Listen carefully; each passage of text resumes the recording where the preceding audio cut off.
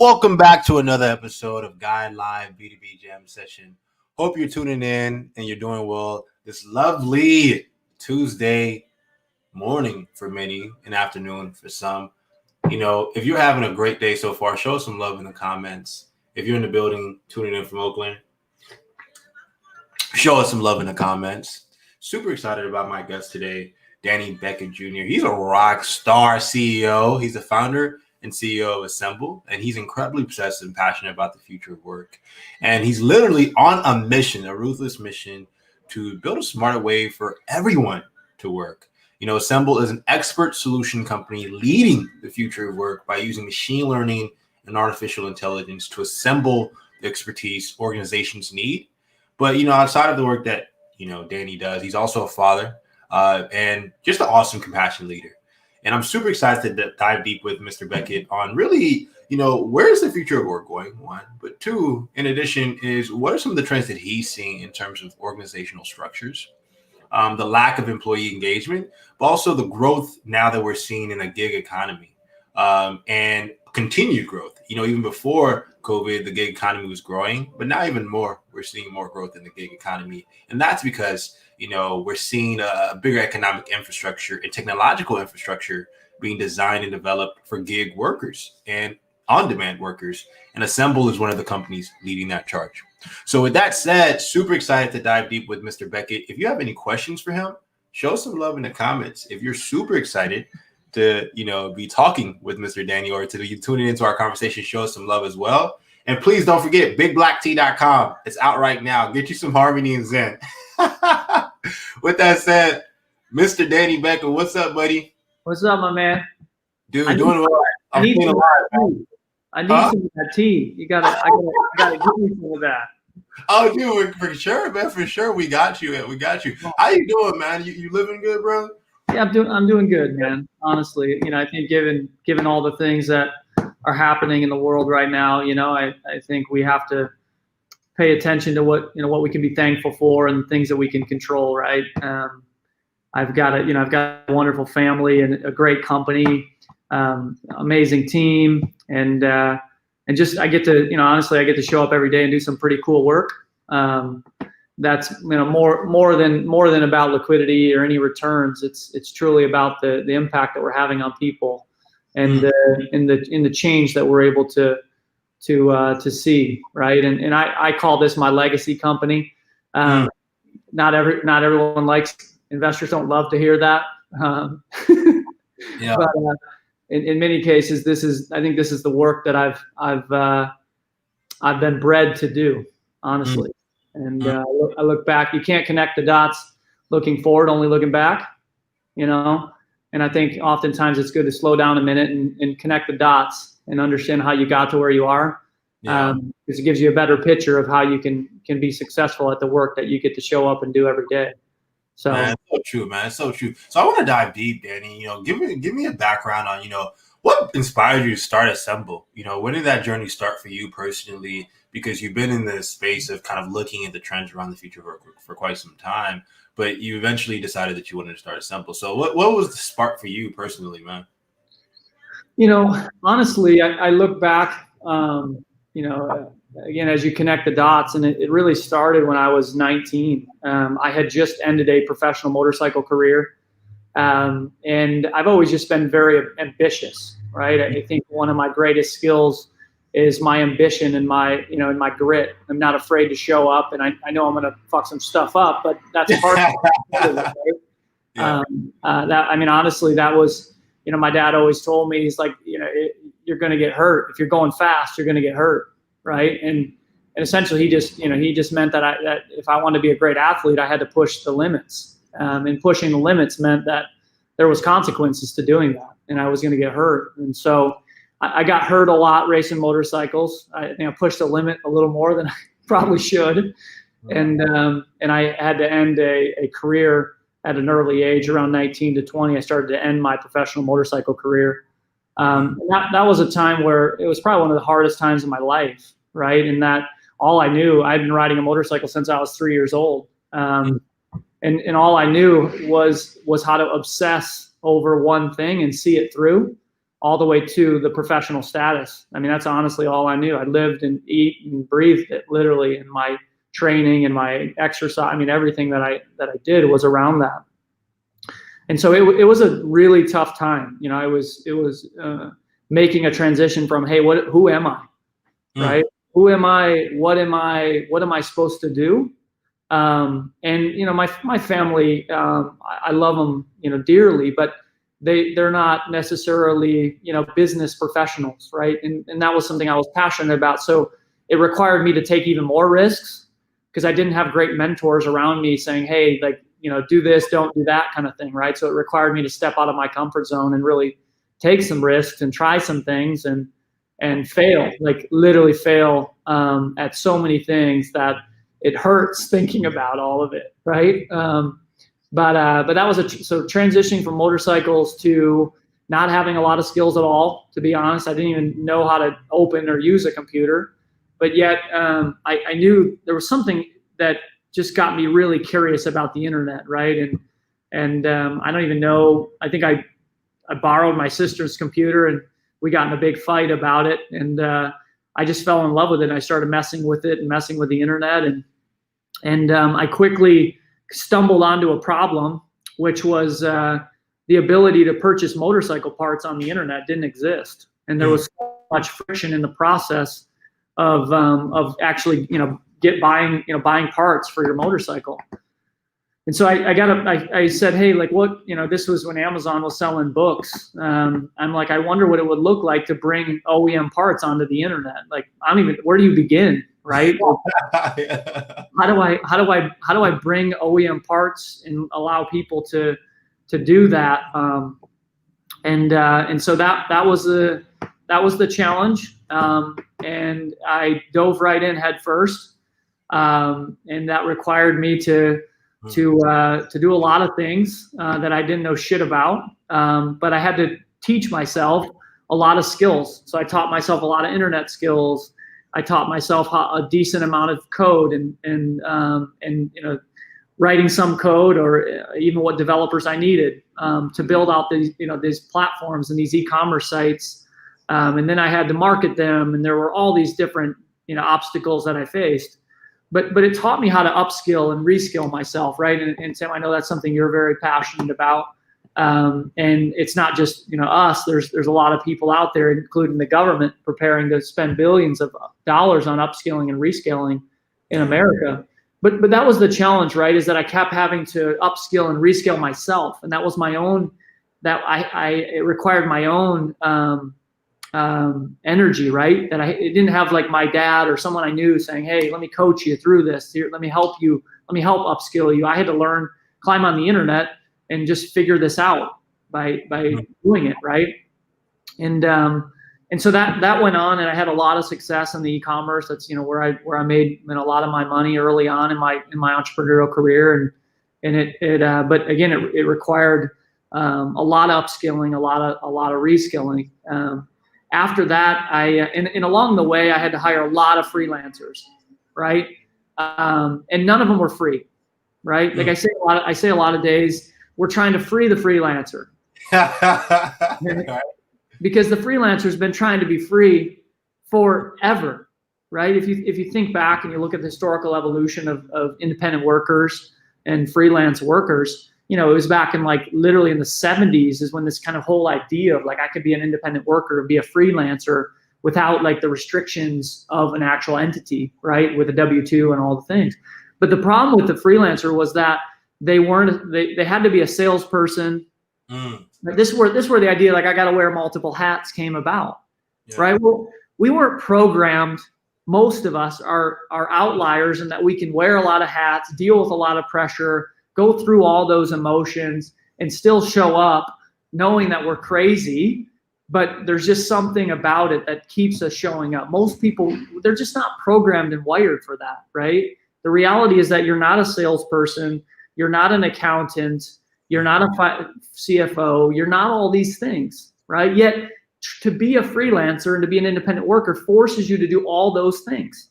Yeah. Right? And so what do? You quickly get burnout, right? Think about any freelancer that went out and was like, this fucking sucks, right? I did it for a month. I did it for 2 months. I did it for 3 months, right? The most, on average, the data supports it's less than a year of freelancers make it a year. Because they're doing all these other things. They really want to do the skill that they love, right? I want to do UI UX. I want to do development. I want to do the thing that I've skilled myself and I've got 1 or 2 or 3 or however many skills. I want to do that thing, make a decent living, right? But not have to do all the other things, right? When we, on the vetting side, on our customer success, we always say it's a third and third of the third, right? It's only a third of your time where you're actually even doing the work.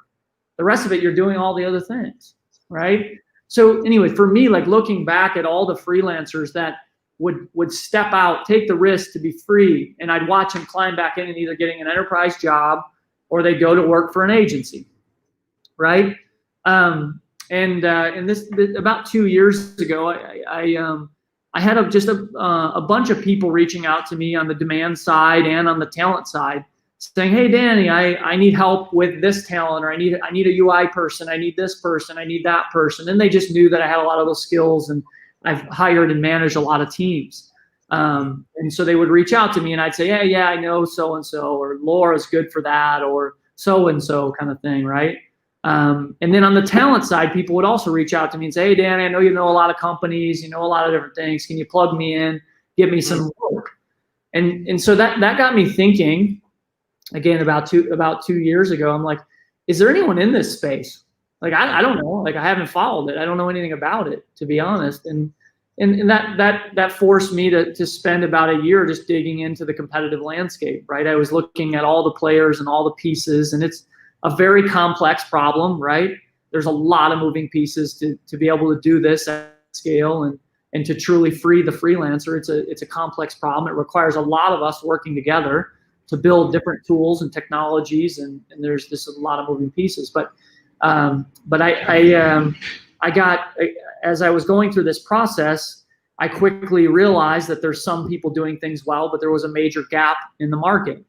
And what that gap was that I saw was that there was no one essentially vetting both sides of the market and doing the assembly in the middle, right? So what you had is you had bad matching going on, right? And then you had like the probability of the project going well, or it's no different than dating or marriages, right? If you think about it, so much of it fails because there's just not good vetting, right? If they're the best one at this is eHarmony, Yeah. I mean, think about it. The rest of it's just hooking up, man. Yeah. Bumble. What's Bumble with my dating or my marriage? but again, if you can vet on both sides, you can assemble with greater confidence in the middle, right? So I said, okay, there's a lot of like open markets where honestly, there's just a lot of failure happening because let's be honest, again, when you think about the business owner doesn't know all the things, right? There's no way. Entrepreneurs are, again, very much outliers because they've had to go through all the struggles and learning all the things so they can manage all the things, do all the things.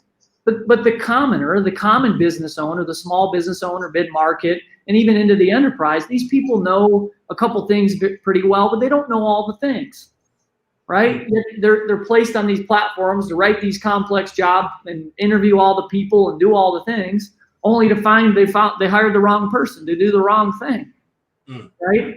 And so anyway, that's what got me really excited was that I love the fact that there was a lot of activity. There's a lot of platforms out there. There's a lot of things happening, but yet we were interviewing thousands of freelancers, and they were talking about all the frustrations and that they just didn't feel like they were getting the right work or just all the issues with it. And the same thing was true with the company. And so what we did, and there's some defining it as what they call a deep jobs platform.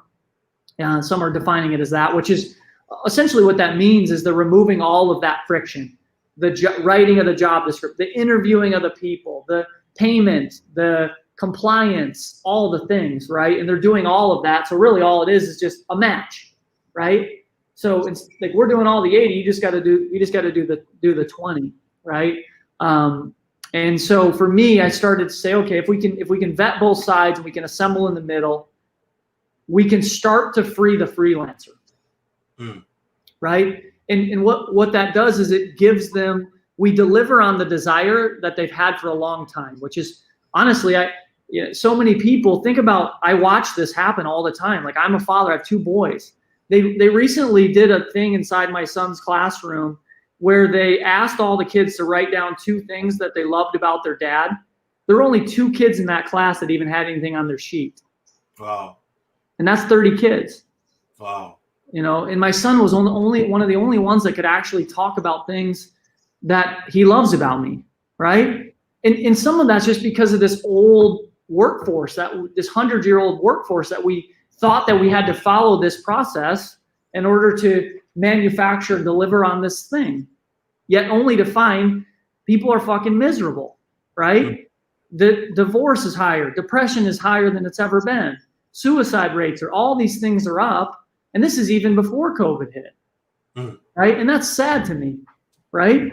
That's sad that has to be the case for the worker, right? There has to be a better way. There has to be, right? We have to be able to give them some more freedom, some more flexibility. Now I understand manufacturing is very different when you have to show up and work at a machine. I get that.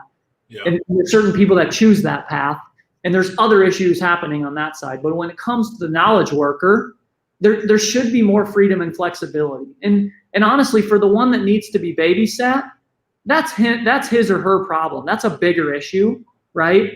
That if they need to be babysat, they shouldn't be there anyway, and they're going to eliminate themselves anyways over time, right? But for those that want to do good work, want to work hard, but yet want a little freedom and flexibility to love on their family and have a little better work-life balance, that's what gets me excited. And that's what we're really building and trying to do at Assemble.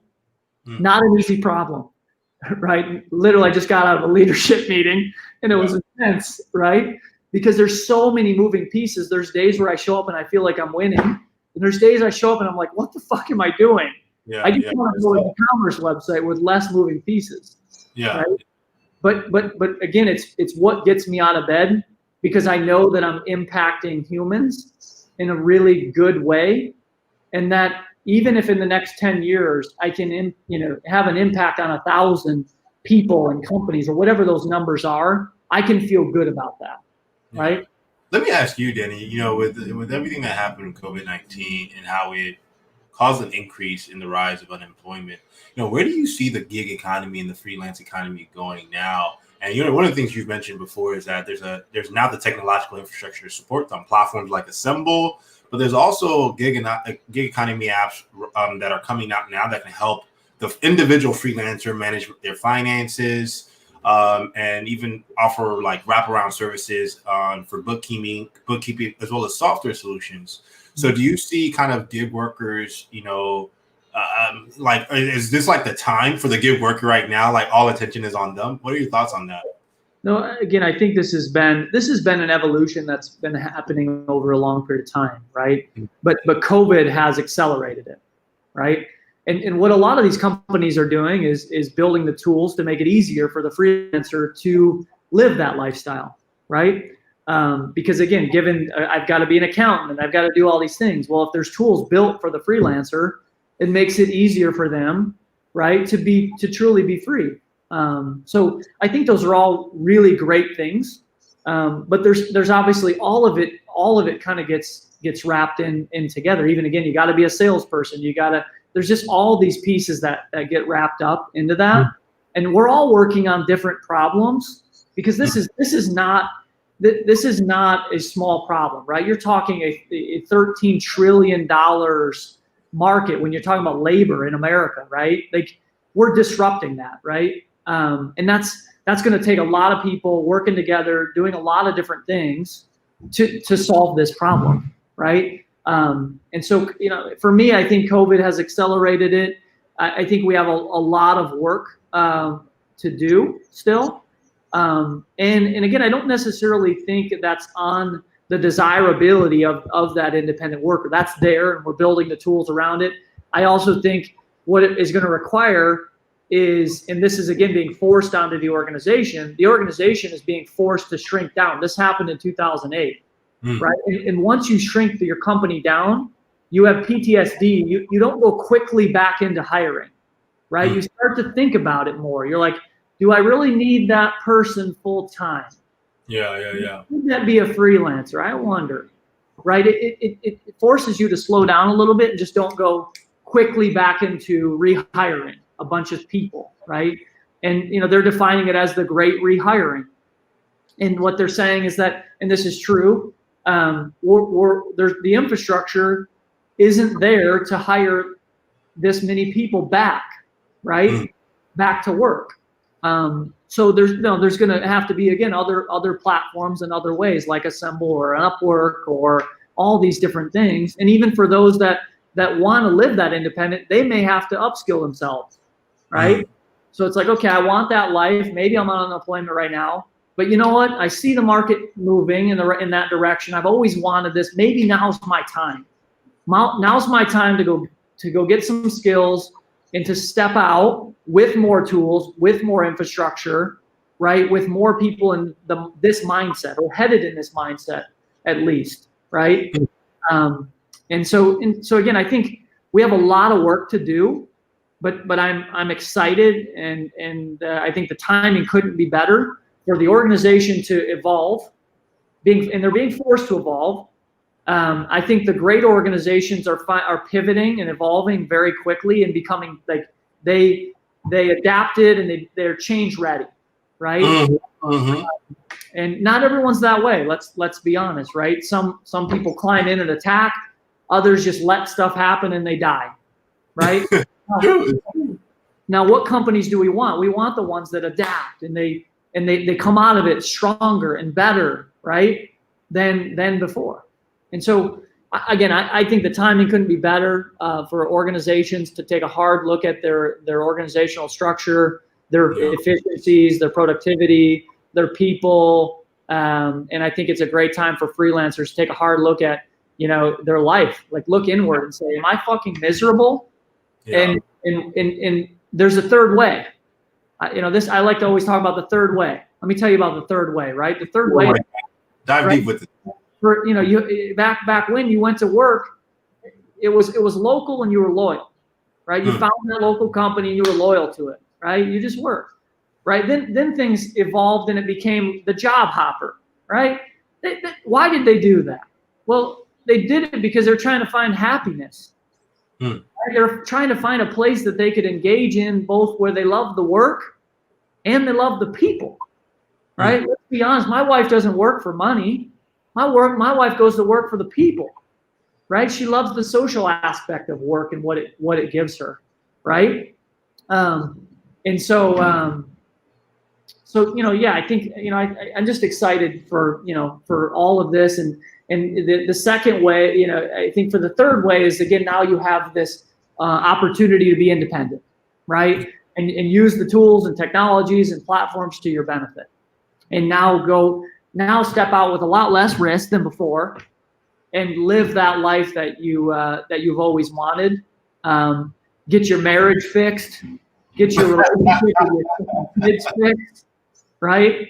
And get back to what's important. I think our generation, the millennial generation, we're stepping into these leadership roles and we're making different decisions. We're more vulnerable, right? We're more apt to share our feelings and be honest with one another. And I think that's a good thing, right? It's not a hand on the table and say, this is the way it's going to happen. I don't care. It's more, tell me about how you're feeling. Tell me about what lifestyle you're trying to create. And let's see if we can develop that, work together to get you in a place where you can enjoy your work, have good family dynamics, and everyone wins. No, it's so true. You've been, you're a disciplined entrepreneur, and a lot of people wouldn't be able to build a company through a recession such as the one that we're facing, or an economic and kind of downturn in social and the current social climate we're facing. What would be 2 to 3 of your tips to entrepreneurs who want to build a business, man? They want to build something as amazing as Assemble someday, but they just don't know how to get started, whether internally or just execute. How would you encourage them to frame their business and be inspired to execute? I would say one big thing is definitely find a mentor. Find someone that's been there and done that. Think about a lot of startup people, right? What do? They go, a lot of them in Silicon Valley especially, they go work at a startup for a while so they can live the emotions and be like, do I fucking want to do this or not? Yeah. Right? They go through the motions and then they're like, you see them, they step out and they found their own company, right? So I would say either find someone that's been there, done it, and dig in with them, ask them, get weird with them, right? Ask them the tough questions, him or her, right? And learn, okay, so that you can realize, is this something I want to do or not, right? Before you step into it and realize that it, how hard it is, because you got to be a little crazy, especially given that what we're going through right now in the pandemic. You're making cuts, you're making tons of hard decisions. It's like you got to be ready for that, and so I would say that's probably number one, is find someone that's been there, done it. I don't care. Go to work for a startup, work for barely nothing, live out of your van, live with your mom. This is what you're going to do. Climb in early, right? Figure it out early, figure it out often. And that's what I would say, for that. And the other one that is that, you gotta be gritty, right? You gotta know that shit is going to blow up. Shit is going to fall apart. And the thing that a lot of people always talked about is fail early, fail often kind of thing, right? I don't see it as failure if you're learning. So I think it's more about learning early, learning often, right? And then keep going or adapt and change, right? Go do something different. I'd say that's probably number two. Number three, I'd say is, really be yourself. Don't try to be anyone but who you are, who you were made to be, right? You see startup ecosystems all the time try to be Silicon Valley. Fuck that. Be you, I don't give a fuck what you're good at. I'm sure something, figure it out and be you, right? And I think the same is true for people. You know, they see all these influential people, startup founders. I don't care. Be you. You were created to do something. Figure out what that is and be you, and do it, you know, do it with all your heart, your soul, your might, but do it your way. You know, be yourself. You know, because the moment you try to be someone else, you're going to fuck that up because you're not them. You're just going to fuck it up because you just weren't designed to be them. You're designed to be yourself and to figure it out yourself. You know? Yeah, it's so important because, you know, I meet founders and I talk to founders every day. They're always trying to mimic other entrepreneurs. And they often think that, you know, the best ideas are in duplication. But what you and I know, we would know it's all about the execution and also the mission, the vision. Like, why are you in it for, right? And then often what makes a great company are the founders and the entrepreneurs and business leaders who are leading the company. But, you know, early stage entrepreneurs, first time entrepreneurs, they don't really get that. And I love what you said because, you know, I'm in the Valley, I live in Oakland, and I meet founder after founder who wants to be a founder, but they don't really understand what it entails and like the journey of being a founder, but also the brutality of it. Because I think we often talk a lot about entrepreneurship, we romanticize it, especially in Silicon Valley quite often, which is cool because there is a lot of galore to it, but it's also really, really hard. And you have to have a certain type of mindset, what I like to call founder mentality, if you want to thrive as a founder. But you see often, to your point, Danny, entrepreneurs who always are looking to mimic other entrepreneurs, right? Whether it be the Gary V's or the Elon Musk. It's like, how can I be like them when it's actually, if you can find out and originate an idea or a business or a platform that's something that you're uniquely positioned to create, you build a much better business. Yeah. I mean, think about it, right? Like, it's like, stop reading the fucking news. Stop reading the news. Like the article about, you know, what fucking so-and-so eats for breakfast. Who gives a fuck? It doesn't mean shit. Eat whatever you want to eat for breakfast, okay? And wake up at whatever fucking time you want to wake up. And do, like, it's your path. You need to figure that out. Right? It's about you. The media is just trying to get you to read the shit so they can collect the fucking ad dollars, okay? Stop reading the shit. Go do some work, right? That's you know, and that's for me. You know, I'm an operator, right? I'm a builder. I show up every day. I put my pants on and I show up to build something, right? I read things that maybe add value to what I'm building. The rest of the shit's all bullshit. I don't read any of it, right? Yeah. It means fucking nothing. What means something is the shit that's adding value to the challenge that I'm going through now, right? That's what I want to read. The rest of it doesn't mean shit. I don't get a time for it. I'd rather go out on a date with my wife or go love on my boys, right? I ain't got time for the fluff and bullshit. I've got work to do because I'm trying to build something and create an impact and provide a living for my family, you know, and take care of these people that I'm responsible for leading at my organization. Yeah, that's powerful, man. You know, it's rare that, you know, one meets founders like you and operators like you because, you know, you meet a lot of different founders, you meet a lot of different entrepreneurs, but not many people have that founder mentality mindset, man. So I love that, bro. You know, I want to ask you, you know, given where, you know, we're all still, the states have been taking COVID-19 a little bit differently. There's a lot of reasons why people are kind of suffering and struggling right now. You know, where do you see the future of work going? And kind of like, what role do you think, you know, the work that you're doing with Assemble plays in it, right? Because one of the things I've been sharing with people is I think it's going to be a hybrid structure. And one of the things you mentioned is that organizational design is going to be really important for organizations. So what does the future organization look like in 3 to 6 or maybe by the same time next year? Yeah. So I think, you know, and again, I do agree with, you know, Elon and folks talking, you know, really paying attention to artificial intelligence at a deep level. Things are going to get really weird, but not for those that are creative and have a lot of soft skills, right? Like AI really isn't going to disrupt those soft, you know, skills, the creativity, the imagination, the communication, the human connection, the ability to be a great leader and know how to connect with people and manage all the weird dynamics when you got you know, your whole leadership team and you're making sure they're getting along and all the things, right? No robots gonna do that, right? For a long time. But things will get weird in terms of a lot of the manufacturing and a lot of low skill jobs, right? Those will start to go away.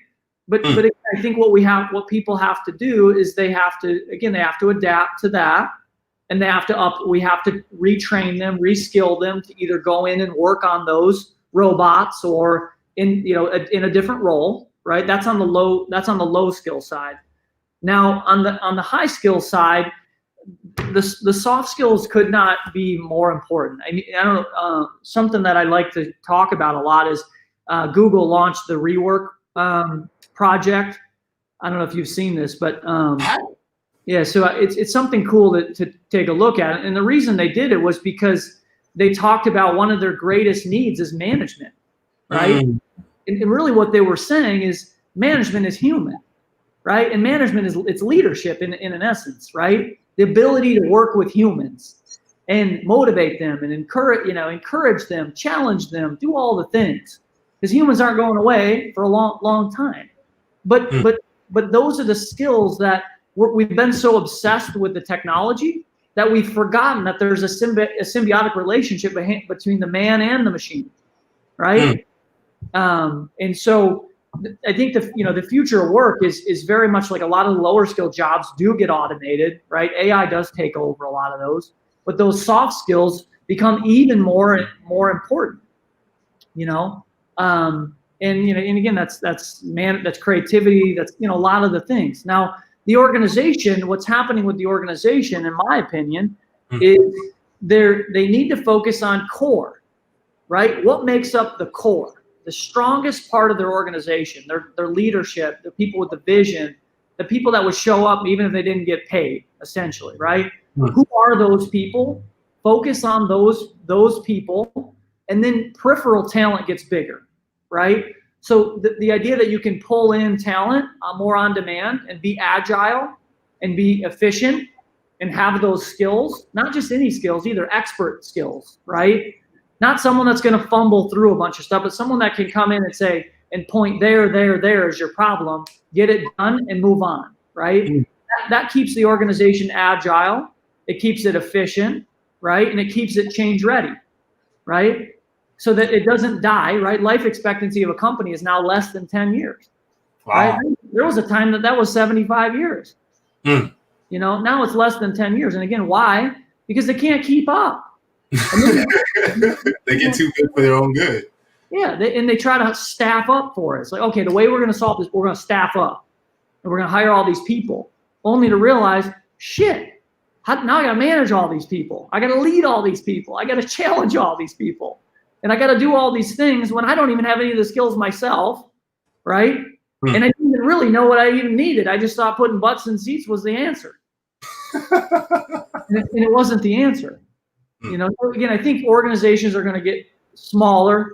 They're going to get focused on their core, and they're going to hire peripheral talent from these platforms, right? That have those vetted skills, and they're vetted people, not just any old people you hire off the street, right? But someone that's vetted, that has the skills, that can plug in and say, and point there, and get it done to keep the organization on the rails and moving forward. That's powerful, man. That's really powerful, Danny. And it's funny because a lot of, I think, organizations are facing a reckoning right now in terms of they're really rebranding. They're trying to think about how do we prepare ourselves for this next generation of innovation, the next 10 years of innovation, and how do we look new, brand new? One of the companies that I often follow, Intel, they recently went through a rebrand. And often a rebrand is a signal of a restructuring, or like trying to think about building a fresh culture within an organization. But, you see attempts like that from a variety of different angles.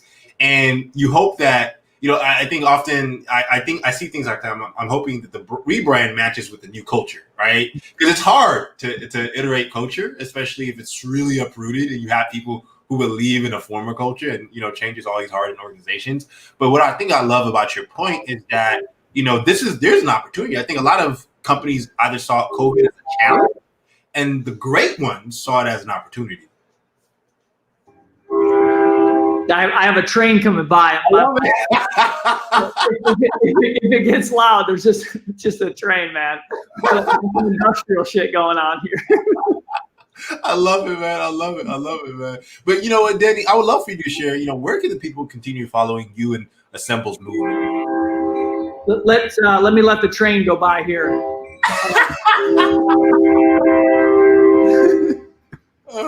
It's been a while since I've actually lived in the area with the train.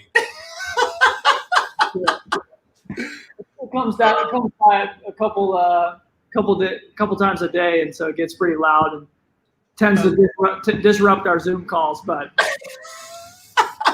I love it, man. I love it. I love it. Yeah, no, follow along, right? We're on a mission. Do we have all the answers? No. Are we showing up every day and doing the work? Yes. We've got a great team. We've got great investors. We're constantly looking for people to partner with and have deeper conversations, right?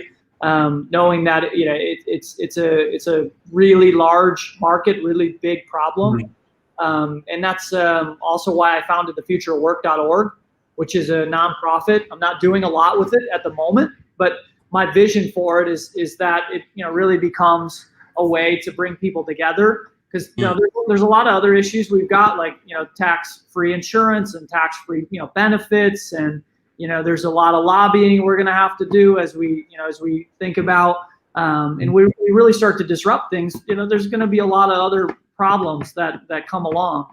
And again, there's other people working on these problems with new insurtech. That's a lot that's going on there, which is awesome. But it's going to require us all working together. And so I'd say follow along with thefutureofwork.org. And I'm looking for organizations, platforms, tools to partner with there and have deeper conversations to see what we can do to move this forward. Definitely follow along Assemble. That's just at Hire Assemble is on all social. Feel free to follow me. I'm just it's at Danny Beckett Jr.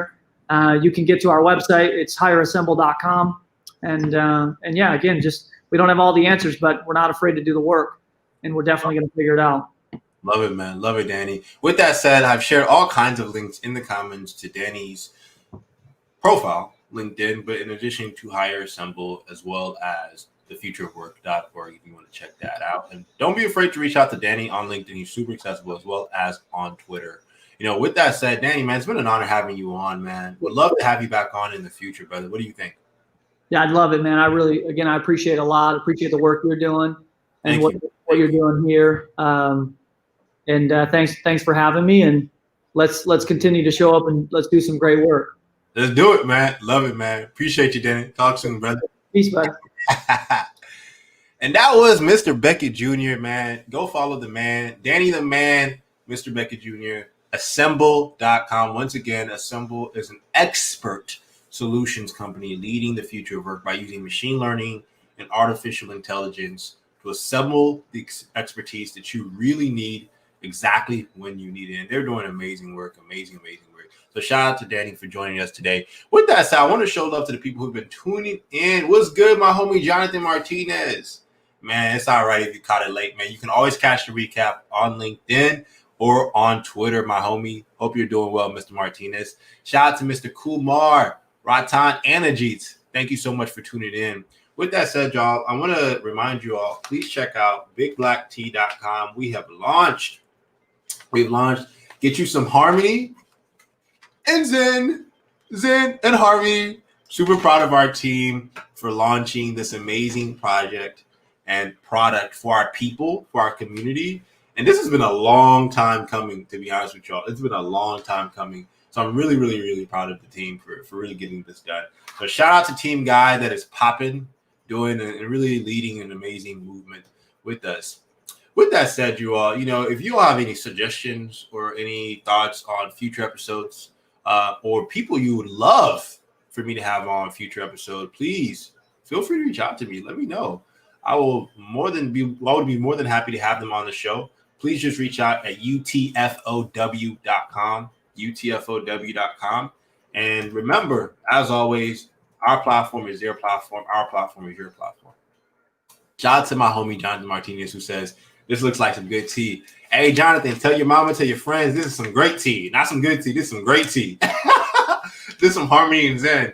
You'd love it, man. You'd love it, man. Oh, appreciate you, bro, man. I love your content too, man. Always on Twitter. Love checking you out, man. You're hilarious, bro. You're hilarious, man. Show some love on Twitter, man. BigBlackT.com. Tell your friends, tell your mom, tell everybody, man. Super grateful for you as well, Jonathan. Super grateful for you, man. With that said, thank y'all so much for tuning in today. We had an amazing episode with Mr. Beckett Jr. Please check him out. With that said, thank you. As always, once again, you all are hitting me up every single day, telling us how great we're doing, how amazing what we're doing is, and we really appreciate it. Really, really, truly do. All right, y'all. I want to cap y'all off to something real nice, something I think you all will appreciate. In Oakland, if you are in the building, show us some love. Let us know what you're doing tomorrow, this weekend, so we can, be there as well. All right. Check this out. It's called Natural Juice Ashanti Mix from Fanga.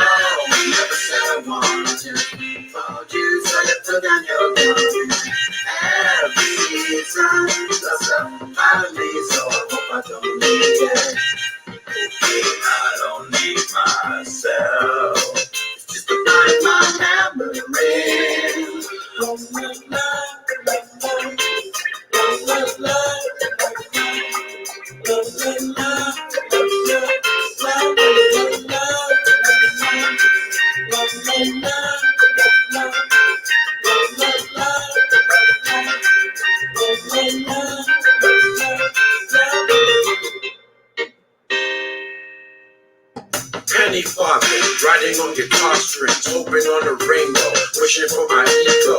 Target practice, reaching my free fall, landing over people. Every limb is lethal.